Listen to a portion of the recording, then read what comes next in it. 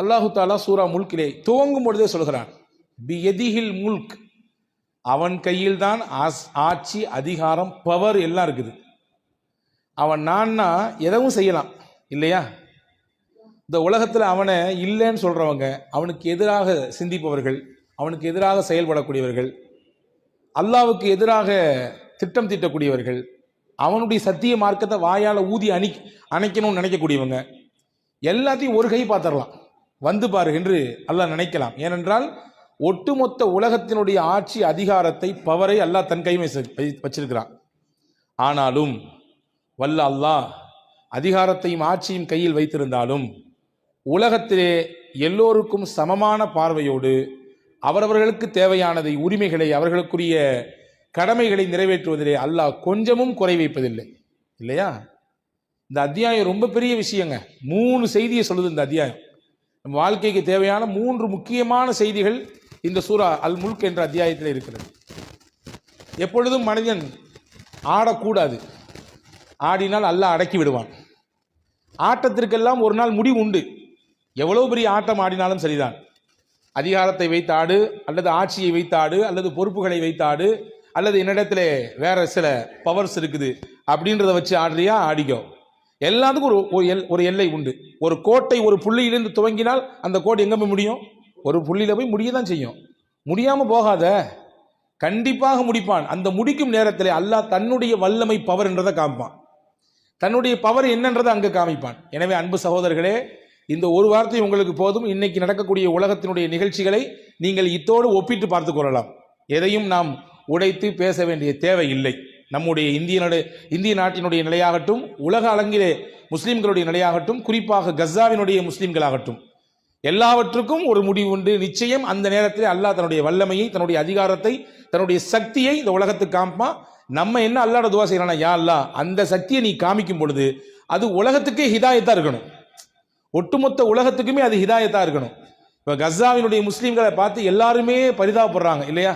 உலகத்தினுடைய ஒட்டுமொத்த, இன்னைக்கு நம்ம நாடுகளில் தான் போராட்டம் நடக்கல, வெஸ்டர்ன் கண்ட்ரிலலாம் பயங்கரமான போராட்டம் நடந்துட்டு இருக்குது. அவங்க சகோதர சமயத்தை பின்பற்றக்கூடியவர்களாக இருந்தாலும் கூட கஸாவுடைய மக்களுக்கு விடுதலை வேண்டும் என்று ஒவ்வொரு நாளும் தெருவிலே இறங்கி கடுமையான முறையிலே அவர்கள் போராடி கொண்டிருப்பதை பார்க்க தான் முடியுது.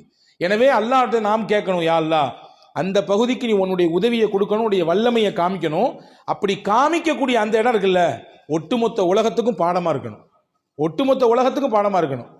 கலிபோர்னியாவில் ஒரு 2 மாசத்துக்கு முன்னாடி திடீர்னு ஒரு தீ எரிஞ்சுதான். எங்கேருந்து எரிஞ்சிச்சு, எப்படி எரிஞ்சிச்சு? திடீர்னு பத்திக்கிட்டு எரியுது, ஊரெல்லாம் பத்திக்கிட்டு எரியுது. ஒரே ராத்திரியில இயல்பாக இருந்த ஊரு அப்படியே மறுநாள் காலைல சாம்பலா போயிருக்குது. எங்கிருந்து எரியுது, எப்படி ஏற்பட்டது என்பதே தெரியவில்லை. இதுதான் அல்லாஹ்வுடைய சக்தி, வல்லமை. அவன் நாடிட்டானா நிமிஷ பொழுதுல அப்படி தலைகீழா மாத்திடுவான். நம்ம அல்லாஹ்ட்ட கேட்க வேண்டிய பொறுப்பு என்ன? யா அல்லாஹ் நீ உன்னுடைய ஆட்சி, அதிகாரத்தை, உன்னுடைய வல்லமையை காட்டும் பொழுது அது ஒட்டுமொத்த உலகத்துக்குமே ஹிதாயத்தை தரக்கூடியதாக இருக்க வேண்டும். அல்லாஹ்வுடைய வல்லமையை புரியக்கூடிய வாய்ப்பை அல்லாஹ் எல்லா மக்களுக்கும் நசீபாக்குவனாக. அன்பு சகோதரர்களே, சூரா முல்கிலே 3 செய்தியை நாம் பார்க்க போகிறோம். ஒரு விஷயம், முதல் விஷயம் என்னன்னா, சூரத்துல் முல்கிலே 30 வசனங்கள் இருக்கிறது. 30 வசனங்கள் இருக்கிறது. இந்த அத்தியாயம் என்ன செய்யும் அப்படின்னா, வல்ல அல்லாஹ்விடத்திலே நமக்காக வேண்டி மன்றாடும். உலகத்தில் யாராவது நமக்கு சிபாரிசு செஞ்சால் நமக்கு ரொம்ப பெருமையா இருக்குது, ரொம்ப பெரிய ஒரு ஹெல்ப் கிடைச்ச மாதிரி இருக்குது. வச்சுக்கங்களேன், உங்க பையனுக்கு நீங்க வேலை தேடிட்டு இருக்கீங்க, கவர்மெண்ட்ல ஒரு பெரிய ஒரு உத்தியோகம் காலியா இருக்குது, உங்க பிள்ளை எக்ஸாம் எழுதியிருக்கிறாரு, எப்படியாவது அதுக்குள்ள போயிடணும்னு சொல்லி நீங்க ஆசைப்படுறீங்க.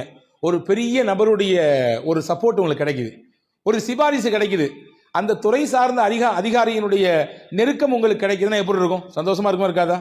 அல்ஹம்துலில்லாஹ், என் பிள்ளைக்கு எப்படியா வேலை கிடைச்சிடும், ஏன்னா அவர் ரெக்கமெண்டேஷன் பண்ண போறாரு. ஹஜ்ஜிக்கு எழுதி போட்டிருக்கீங்க, எல்லாத்துக்கும் விழுந்துருச்சு, உங்களுக்கு மட்டும் வெயிட்டிங் லிஸ்ட்ல இருக்குது. ஹஜ்ஜி கோட்டாவில் இருக்கக்கூடிய ஒரு முக்கியமான ஆளு சொல்றாரு, பரவாயில்ல, நான் எப்படியாவது எனக்கென்று சில கோட்டாக்கள் இருக்குது, அதை பயன்படுத்தி உங்களை உள்ள ஏற்றிடுறேன் அப்படின்னு சொல்றாரு. நமக்கு எப்படி இருக்கும்? ரொம்ப சந்தோஷமா இருக்கும். பொதுவாகவே யாராவது நமக்கு தெரியாத இடத்துல சிபாரிசு செய்தால் சந்தோஷமாக இருக்கும். ஆனா அல்லாஹ்ட்ட சிபாரிசு செய்ய முடியாது. போயிட்டோம்னா எல்லாரும் நிக்க தான் ஆகணும். ஆனா சில விதிவிலக்குகள் உண்டு, சில விஷயங்கள் அல்லாஹ்ட்ட சிபாரிசு செய்யும். அப்படி சிபாரிசு செய்யக்கூடிய ஒன்றுதான் நாம் இன்னைக்கு ஓதிய சூரா முல்க் என்ற அத்தியாயம். யார் இந்த அத்தியாயத்தை ஓதுகிறார்களோ அல்லாஹ்விடத்திலே அது சிபாரிசு செய்யும். நாங்க ஸல்லல்லாஹு அலைஹி வஸல்லம் இல்லையா, ஹதீஸிலே வந்திருக்கிறது, நபிகள் பெருமானா ஸல்லல்லாஹு அலைஹி வஸல்லம் சொன்னாங்க, ஷஃபஅத் லி ரஜுலின் ஹத்தா கஃபர லஹு. அல்லாஹ்விடத்திலே இந்த அடியாருடைய பாவ மன்னிப்புக்காக இந்த அத்தியாயம் தொடர்ந்து அல்லாஹ்ட்ட மன்றாடும், யா அல்லாஹ், இவர் என்னை ஓதியவர், இவர் என்னை ஓதி இருக்கிறார், எனவே இவரை நீ விட்டுவிடக் கூடாது, இவருடைய பாவத்தை மன்னிக்க வேண்டும், இவருக்கு நீ அந்தஸ்தை உயர்த்து கொடுக்க வேண்டும், இவருக்கு உயர்ந்த தரத்தை தர வேண்டும் என்று இந்த சூரத்துல் முல்க் என்ற அத்தியாயம் அல்லாஹ்விடத்திலே ஷஃபாஅத் செய்யும் என்று பெருமானா ஸல்லல்லாஹு அலைஹி வஸல்லம் சொன்னார்கள். இது முதல் செய்தி சூரா முல்க்ல. இரண்டாவது செய்தி என்னன்னா, ரொம்ப முக்கியமான செய்தி. எல்லாரும் நமக்கு இந்த உலகத்திலே வாழ்க்கை இருக்கிறது, நம்ம நம்பி இருக்கிறோம். உலக வாழ்க்கை முடிஞ்சிருச்சுன்னா அடுத்த உலகம் எது? கபருடைய வாழ்க்கை. அதுக்கு பின்னாடி ஒரு வாழ்க்கை இருக்கு, அது மறுமையினுடைய வாழ்க்கை, அது நிரந்தரம் முடிவில்லாத வாழ்வு இல்லையா? இந்த மூன்றையும் எல்லா மனிதரும் கடந்தே ஆக வேண்டும். எல்லாரும் கடக்கணும். உலகத்தில் வாழ்ந்துட்டு இருக்கோம், இதுக்கு அடுத்து ஒரு வாழ்க்கை இருக்கு, அதுக்கு பேர் தான் ஆலமே பர்ஸக் என்று சொல்வார்கள், மன்னரை வாழ்வு. அதுக்கடுத்து ஒரு வாழ்வு இருக்கு, அந்த வாழ்க்கைக்கு பேர் தான் ஆலமுல் ஆஹிரா, மறுமை வாழ்வு. ஆகிரத் நிரந்தரமானது. இப்போ மன்னரை வாழ்வு எப்படி இருக்கும்? அது மர்மமானது, எப்படி இருக்கும் என்று தெரியாது. சில விளக்கங்களை, சில அறிவிப்புகளை நமக்கு ரசூலுல்லாஹி ஸல்லல்லாஹு அலைஹி வஸல்லம் கொடுத்திருக்காங்க. நல்லவர்களுடைய மன்னரை எப்படி இருக்கும், பாவிகளுடைய தவறு செய்தவர்களுடைய மன்னரை எப்படி இருக்கும் என்பதை குறித்து ரசூலுல்லாஹ் நமக்கு விளக்கம் கொடுத்திருக்காங்க. இப்போ நான் சொல்றேன், அன்பு சகோதரர்களே, நாம் ஒரு வீடு கட்டுகிறோம், ஒரு வீடு கட்டுறோம் வச்சுங்களேன். அந்த வீட்டை எப்படி கட்டுவோம்? பார்த்து பார்த்து கட்டுவோம். ஏன்னா நாமும் நம்ம குடும்பமும் அங்கே குடியிருக்க போகிறோம் வச்சுக்கோங்க. அந்த வீட்டிலேயே ஒரு தனி ரூம், உங்களுக்குன்னு ஒரு ரூம், செப்பரேட் ரூம் ஒன்று உருவாக்குறீங்க. அதை எப்படி உருவாக்குவீங்க? நம்ம நிம்மதியாக உறங்கணும், நம்ம நிம்மதியாக நம்முடைய வேலைகளை பார்க்கணும், எந்த டிஸ்டர்பும் இருக்கக்கூடாது, அதற்கான தேவையான எல்லாத்தையும் கரெக்டாக செட் பண்ணுவோம் இல்லையா? இந்த உலகத்தின் வாழ்க்கையிலே அந்த அறையிலே தங்கக்கூடிய நாட்கள் 40, 50, 60, 70, அதிகபட்சம் 100. இதற்கு பிறகு ஒரு வாழ்க்கை, ஒரு அறை இருக்கிறது, அதுதான் மண் அறை. மண்ணுக்குள்ளே நாம் இருக்கக்கூடிய காலம். அந்த ரூமை நம்ம எப்படி தயார் பண்ணணும்? அந்த ரூம்ல நமக்கு எந்த பிரச்சனையும் வந்துடக்கூடாது. அந்த ரூமுக்குள்ள காத்து வரணும், அந்த ரூமுக்குள்ள வெளிச்சம் இருக்கணும். ஏதாவது ஒரு பிரச்சனைனா, வெளிச்சம் இல்லைன்னா உடனே ஜன்னலை திறந்துக்கிறோம், ஏதாவது காத்து வரனா ஃபேனை போட்டுக்கிறோம் அல்லது ஏசியை போட்டுக்கிறோம், ஏதாவது புழுக்கமா இருந்தா எதுவுமே இல்லைன்னா எடுத்து எதையாவது எடுத்து வீசிக்கிறோம் இல்லையா? நாம் மண்ணறைக்குள்ளே வைக்கப்பட போகிறோம். அந்த மண்ணறைக்குள்ளே நமக்கு காற்று வர வேண்டும், அந்த மண்ணறைக்குள்ளே நமக்கு வெளிச்சம் இருக்க வேண்டும், அந்த மண்ணறைக்குள்ளே நமக்கு பயமுறுத்தாத விதத்திலே யாராவது துணை இருக்க வேண்டும். நம்மள பல பேத்துக்கு வீட்டம்மா ஊருக்கு வெளியூர் போயிட்டாங்கன்னு வச்சுங்களேன், அவங்க அம்மா வீட்டுக்கு தனியாக ரூம்ல உறக்கம் வராது. ஏன்னா சேர்ந்தே நாம் எல்லாரும் சேர்ந்து உறங்கி பழகி இருக்கிறோம். தனியாக வீட்டில் இருப்பவர்களுக்கு, சில நபர்களுக்கு சில சமயத்திலே அச்சம் வருகிறது இல்லையா? ஆனால் மண்ணறையிலே தனியாக தான் இருக்கணும். ஆனால் நம்ம பயமுறுத்தாத விதத்தில் யாராவது நமக்கு கொஞ்சம் துணை இருக்கணும். இது எல்லாம் நமக்கு தேவைப்படுது. இது எல்லாத்தையும் என்ன செய்யும் அப்படின்னா அந்த சூரா முல்க் செய்யும். சூரா முல்கை நீங்கள் ஓதுறீங்கன்னு சொன்னால் பெருமானா ஸல்லல்லாஹு அலைஹி வஸல்லம் சொன்னார்கள், இந்த மண்ணறையின் வேதனையை விட்டு இந்த அத்தியாயம் உங்களை காப்பாற்றும். மண்ணறையின் வேதனை என்பது சாதாரண ஒன்றா கிடையாதுங்க, நம்ம நினைக்கிற மாதிரி கிடையாது. மண்ணறையை பற்றி நினைக்க வேண்டும். ஒவ்வொருத்தரையும் அடக்கம் செய்யும் பொழுது ஏன் வந்து ரசூல் ஸல்லல்லாஹு அலைஹி வஸல்லம் அந்த இடம் வரையே போய் நின்னாங்க? ஏன் அடக்கம் முடியும் வரை நின்றார்கள் என்றால், இங்கே தான் நான் வரப்போறேன், இதுதான் என்னுடைய நிரந்தரமான இடம் அப்படிங்கிறத புரியணும், அதுக்காகவே நான் தயாரிப்பு செய்யணுன்றதுக்காக நின்னாங்க. ஸஅத் இப்னு முஆத் ரலியல்லாஹு அன்ஹு ரொம்ப பெரிய சஹாபி, நீங்கள் பல தடவை கேள்விப்பட்டிருக்கலாம், இருந்தாலும் ஞாபகப்படுத்துகிறேன். முக்கியமான சஹாபி, அன்சாரிகளில் ரொம்ப முக்கியமானவங்க. எந்த அளவுக்கு முக்கியம் பார்த்துங்க. ஒரு சின்ன உதாரணம் சொல்கிறேன். அவங்களுடைய அந்தஸ்து எவ்வளவு தூரம் இருந்ததுன்றதை ரசூலுல்லாஹ் சொன்னாங்க தெரியுமா? ஒரு சபையில் ரசூல் உட்கார்ந்துருந்தாங்க, அவங்களுக்கு ஒரு கிஃப்ட் வந்துச்சு. என்ன கிஃப்ட் வந்துச்சு? வெளியூர்லேருந்து ஒரு பட்டு துணி வந்துச்சு. அந்த பட்டு துணிலாம் அப்போ பெருசாக பார்த்ததில்லை, ஏன்னா பட்டு வந்து ஆண்கள் அணிகிறதுக்கு தடை, பெண்கள் அணிஞ்சிக்கலாம். அந்த பட்டு துணி வந்த உடனே விலை உயர்ந்த பட்டு, வெளியூர்லேருந்து இப்போ வச்சுக்கோங்க, உதாரணத்துக்கு பட்டுக்கு ஃபேமஸான ஊர் என்னங்க? காஞ்சிபுரம், திருபுவனம் இல்லையா? அந்த மாதிரியான பகுதிகளிலிருந்து அந்த பட்டு எடுப்புறத, உடுத்துறத, அதை வந்து வாங்குறத ரொம்ப நம்ம பெருமையாக நினைக்கிறோம். அதே மாதிரி பட்டுக்குனே நெசவு செய்யக்கூடிய ஒரு நாடு இருந்துச்சு, அந்த நாட்டில இருந்து வந்துச்சு ஒரு பட்டு துணி. சஹாபாக்கள் எப்படி தொட்டு தொட்டு தொட்டு பார்க்குறாங்க, பட்டு துணியை தொட்டு தொட்டு பார்க்குறாங்க, அவ்வளோ சாஃப்டாக இருக்குது, தொடுறதுக்கே சாஃப்டாக இருக்குது, இதை உடுத்தினா எப்படி இருக்குன்ற மாதிரிலாம் யோசிக்கிறாங்க. ரசூலுல்லாஹி ஸல்லல்லாஹு அலைஹி வஸல்லம் சொன்னாங்க, நீங்கள்லாம் தொட்டு பார்க்குறத பார்த்தா உங்களுக்கு ரொம்ப ஆச்சரியமாக இருக்க தெரியுது இல்லையா? இந்த சாஃப்டான இந்த பட்டு துணி உங்களுக்கு ரொம்ப சந்தோஷமா இருக்க தெரியுதே? ஆமாம், யாரும் சொல்ல ரொம்ப நல்ல உடுப்பாக இருக்கு, நல்ல துணியாக இருக்கு, ரொம்ப சாஃப்டாக இருக்கு. அப்போ தான் சொன்னாங்க, லமனாதீலு ஸஅதின் ஃபில் ஜன்னதி, அல்லாஹ் சொர்க்கத்திலே ஸஅதுக்கு ஒரு சின்ன கர்ச்சிஃப் கொடுப்பான். கர்ச்சிஃப் வச்சிருக்கோம், நம்ம முகத்தை துடைக்கிறதுக்கு, ஏதாவது கொஞ்சம் அங்கங்கே பட்டுச்சுன்னா துடைச்சிக்கிறதுக்கு வச்சுக்கோம். அந்த கர்ச்சிஃப் எப்படி இருக்கும்னா, இந்த பார்க்குறீங்களா இந்த பட்டு, இதை விட பன்மடங்கு சாஃப்டா இருக்கும், ரொம்ப அற்புதமா இருக்கும். சொர்க்கத்தில் சாதுக்கு அல்லாஹ் தரக்கூடிய கர்ச்சிஃப் இதை விட பன்மடங்கு பெருசானது, ரொம்ப மிருதுவானதுன்னு ரசூலுல்லாஹ் சொன்னாங்க. முன்னக்குட்டியே சொர்க்கத்துக்கு தகுதியானவர் சாது என்று ரசூலுல்லாஹ் சொன்னது மட்டும் இல்ல, அந்த சொர்க்கத்துல சாது ரலியல்லாஹுவுக்கு அல்லாஹ் ஒரு விலை உயர்ந்த கர்ச்சிஃபை கொடுப்பான், அதை பத்தி ஸ்லாகித்து பேசினாங்க. அந்த சாது ரலியல்லாஹு மௌத்தாயிருக்காங்க, அவங்கள கொண்டு அடக்கம் செய்யப்படுது, எல்லாரும் போனாங்க. இது நீண்ட பெரிய ஹதீஸ். பெருமானா ஸல்லல்லாஹு அலைஹி வஸல்லம் போனாங்க, அடக்கம் செய்தார்கள். அடக்கம் செய்துவிட்டு ரொம்ப நேரம் அங்க நின்று துவா செஞ்சுட்டே இருந்தாங்க. கண்கலங்கி துவா செய்தார்கள் தன்னுடைய அன்பு தோழர் சாது ரலியல்லாஹுவுக்காக வேண்டி. சஹாபாக்கள்லாம் கொஞ்சம் வித்தியாசமா பார்த்தாங்க.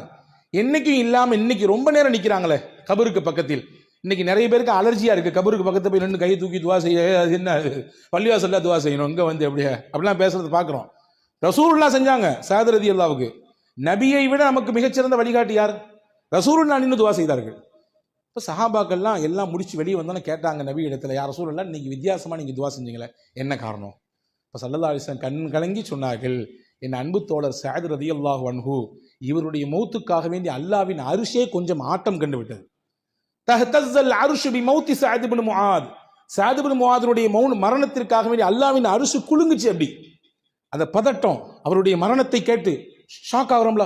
ஐயோ, நைட்டு ஒரு 11 மணிக்கு ஒரு ஃபோன் வருது உங்களுக்கு, உங்களுக்கு நெருங்கிய தெரிஞ்சவர் ஒருத்தர், நைட்டு தான் பேசிட்டு வந்திருக்கீங்க, அவர்கிட்ட சந்திச்சுட்டு வந்திருக்கீங்க, 11 மணிக்கு நீங்க பார்த்து பேசிட்டு வந்து 1 hour தான் ஆகுது, திடீர்னு காலிங், என்னங்க உங்க நண்பர் மௌத்தாயிட்டாருங்க. அப்படி ஷாக், அப்படி அதிர்ந்து போயிடுறோம். ஒரு விதமான அதிர்ச்சி வருதா இல்லையா? இத மாதிரி அதிர்ச்சி யாருக்கு கிடைச்சது? நமக்கு இல்ல. சாது ரலியல்லாஹுடைய மௌத்துக்கு அல்லாஹ்வுடைய அரிசி ஆடிச்சு, அரிசி அப்படி குலுங்குச்சு. அந்த அரிசியை குலுக்க வைத்த சாதின் மரணம், அவரை கொண்டு நல்லடக்கம் செய்தவுடன் அந்த கபரு கொஞ்சம் ஒரு சின்ன நெருக்குச்சு, அவரை ஒரு சின்ன நெருக்குச்சு. நான் நின்ன துவா செஞ்சேன், அவருக்காக வேண்டி பிழை பொறுக்க தேடினேன், அவருடைய கபரு வாழ்க்கை வெளிச்சமாகவும் விசாலமாகவும் அல்லாஹ்விடத்தில் துவா செஞ்சேன். அல்லாஹ் என் துவாவின் பரக்கத்தினாலே அந்த விசாலத்தை ஏற்படுத்தி கொடுத்தான். சாது ரலியல்லாஹுவிற்கே மன்னரை பதம் பார்த்ததென்றால் நீங்களும் நானும் எம்மாத்திரம், நீங்களும் நானும் எம்மாத்திரம். அந்த மன்னரை நமக்கு மனவரையாக ஆக வேண்டாமா? அந்த மன்னரையின் வேதனையிலிருந்து நம்மை நாம் பாதுகாத்துக் கொள்ள வேண்டாமா? பாதுகாக்க வேண்டும் என்று விரும்பினால் ஒவ்வொரு நாளும் சூரா முல்க் ஓதுங்கள், ஒவ்வொரு நாளும் ஓதுங்கள். பெருமானா ஸல்லல்லாஹு அலைஹி வஸல்லம் சொன்னார்கள், கபரின் வேதனையிலிருந்து சூரா முல்க் உங்களை காப்பாற்றும். எந்த அளவுக்கு ரசூல் ஸல்லல்லாஹு அலைஹி வஸல்லம் சொன்னாங்கன்னா, சஹாபாக்கள் சொல்றாங்க, நாங்க சூரா முல்குக்கு ஒரு பேர் வச்சிருந்தோம், அல் மானிஆ. மானிஆ என்றால் மன்னரையின் வேதனையை தடுக்கக்கூடிய தடுப்பு அணை. அவர் சூரா முல்க் இருக்குதே, அது தடுக்கக்கூடிய தடுப்பு அணை. ஆர்ப்பரித்து வரக்கூடிய வெள்ளத்தை என்ன தடுக்குது? கேட் தடுக்குதா இல்லையா? கேட் தடுத்து நிப்பாட்டுது. அதே மாதிரி ஆர்ப்பரித்து வரக்கூடிய வேதனையை இந்த சூரா முல்கை நீங்க ஓதுற வழக்கம் இருந்துச்சுன்னா தடுத்து அப்படி நிப்பாட்டிடும் ரசூல் ஸல்லல்லாஹு அலைஹி வஸல்லம் சொன்னாங்க. இது ரெண்டாவது. மூணாவது, ஸல்லல்லாஹு அலைஹி வஸல்லமுடைய ஹதீஸை பார்க்கிறோம். சூரா முல்க் எப்பொழுதுமே ராத்திரி ஓதாம தூங்க மாட்டாங்க. ராத்திரிக்கு முன்னாடி, தூங்குறதுக்கு முன்னாடி பெருமானா ஸல்லல்லாஹு அலைஹி வஸல்லம் சூரா முல்க் ஓதுவார்கள். அண்ணன் நபி ஸல்லல்லாஹு அலைஹி வஸல்லம் கான லா யனாமு ஹத்தா யக்ரா அலிஃப் லாம் மீம் தன்சீல் வ தபாரக்கல்லதி பியதிஹி. 2 சூரா ஓதுவாங்க ராத்திரிக்கு முன்னாடி. ஒன்னு அலிஃப் லாம் மீம் தன்சீல், அப்படின்னா வெள்ளிக்கிழமை காலையில ஓதுறோம்ல அலிஃப் லாம் மீம் சஜிதா சூரா, அதையும் ராத்திரி ஓதுவாங்களாமா. அதே மாதிரி நைட்டு தூங்குறதுக்கு முன்னாடி சூரா முல்கையும் ஓதுவாங்க. ரசூலுல்லாஹ் சொன்னாங்க, மன் கரஅ பிஹா ஃபீ குல்லி லைலா, எவர் ஒருவர் ஒவ்வொரு நாள் ராத்திரியும் இந்த சூரா முல்கை ஓதுகிறாரோ ஃபக்கத் அக்ஸர வ அதாப, அவர் ரொம்ப பெரிய அமலை செய்து விட்டார்.